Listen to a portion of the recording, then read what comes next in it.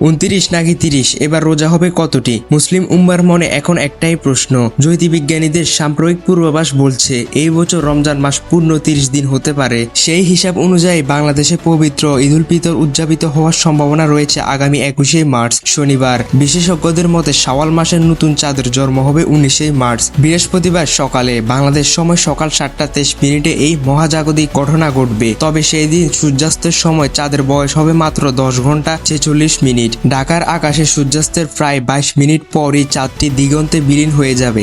এত অল্প বয়সে চাঁদ খালি চোখে দেখা প্রায় অসম্ভব বলেই মনে করেছেন বিশেষজ্ঞরা। ফলে বাংলাদেশে 30টি রোজা পূর্ণ হওয়ার সম্ভাবনাই বেশি। অন্যদিকে ভৌগোলিক অবস্থানের কারণে সৌদি আরব সহ মধ্যপ্রাচ্যের কিছু দেশ এবং তুরস্কে একদিন আগে অর্থাৎ 20শে মার্চ ঈদ উদযাপিত হতে পারে। সেই ক্ষেত্রে এই দেশগুলোতে এবার 29টি রোজা হওয়ার সম্ভাবনা রয়েছে। এইবারের রমজানে বাংলাদেশে 5টি শুক্রবার পড়েছে, যা একটি বিরল ঘটনা।